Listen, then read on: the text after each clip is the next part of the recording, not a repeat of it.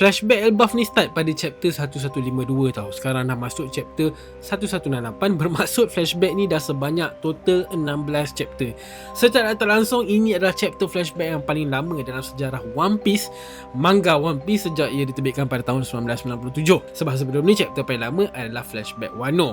Flashback Wano around 15 chapter yang mengisahkan tentang perjalanan hidup dan Roger dan sebagainya lah kan. Start pada chapter 959 sampai 974. 15 chapter panjang dia. Now Flashback Elbaf ni dah sampai 16 chapter, dah lebih satu. And yang menariknya, Flashback Elbaf ni pun memang nampak masih berterusan. Kemungkinan besar ada 1 ke 2 chapter lagi. So mungkin diorang boleh end flashback ni dengan 17 ke 18 chapter.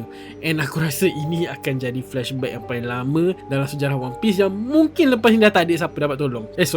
Dapat potong. Kalau ada pun mungkin flashback berkait dengan Ancient Kingdom ataupun Joy Boy lah kan. Walaupun point utama flashback ni kan, Loki nak cerita ni adalah berkenaan dengan Herald. Tapi lah sebab Herald ni dia watak dia berkait dengan watak-watak besar yang lain kan. Macam dalam flashback ni nak fokus kat Loki dia juga kan, anak dia, nak fokus kat kawan baik dia Zebek kan, fokus kat Govili dan sebagainya.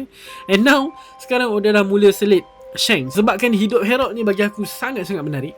Development karakter dia sangat best, complicated kan. Tak kisahlah korang suka ke tak suka dia. Ini menyebabkan aku nak buat karakter review untuk dia nanti. Kita skip lah. Sekarang kita sembang pasal Herald ni dekat video lain. Okay, sebab aku rasa menarik. Aku nak banyak cakap pasal Herald ni. So review kali ni, bertahun aku fight, bertahun aku bercakap pasal benda ni, berpegang pada teori ni. Walaupun ramai yang tak sokong, ramai yang tak percaya, especially dekat Twitter, sebab aku banyak share benda ni dekat Twitter. Now akhirnya teori ni dah jadi kenyataan. Tapi kenyataan tu tak adalah jelas sangat and tak adalah memuaskan, sebab masih ada beberapa jawapan yang aku masih mencari dan menunggu daripada Oda.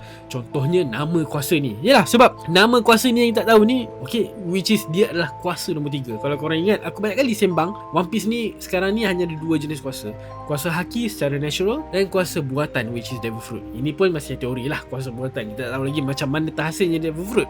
Tapi at least itu saja kuasa besar yang difokuskan dalam cerita One Piece.